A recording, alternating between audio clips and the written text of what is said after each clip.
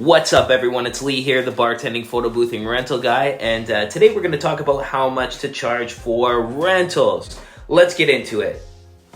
Okay, so people always ask, how much should I charge for my rentals? Here's a few rules that you should follow when pricing your rentals. Look at your competition, see what they're charging. So if they're a big company who offers tents, tables, chairs, everything, you probably can't charge the same amount as them because people will come there and they'll leave with their higher ticketed items just due to the convenience of booking everything in one spot. If they need everything and it's convenience, bam, tents, tables, chairs all in one spot. If you're offering just chairs, let's say, or just tents, you're going to have that item lower price so that people who are shopping around can find the lowest price from you. So you have to have yourself priced just a little bit lower than them, or else quite a bit lower, whichever you think. I normally play by the rule of 8 for majority of my items. I want to get back that rental price within 8 rentals. Another method is also to keep raising the price until people stop booking method. Then you know where it kind of levels out at. Another thing that can ruin this though is if you offer your prices too high,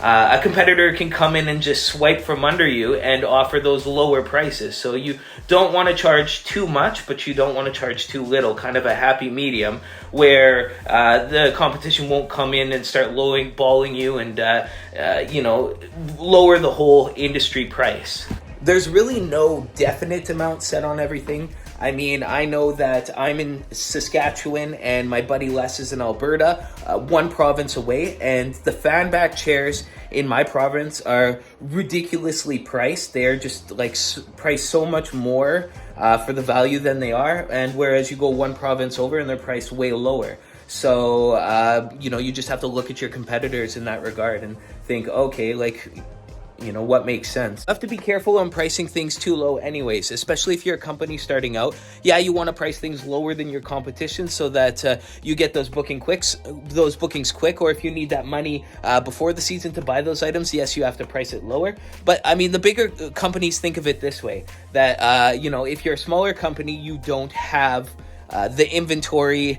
The inventory will run out maybe in 1 or 2 bookings, whereas they have a big stock of inventory. So where's everyone going to flock when they can't get any chairs? Well, they're going to flock to the bigger company who can support all those bigger bookings, and they're going to capitalize on that money with the higher priced items. So looking back, it really depends on how big you are for how much you can charge.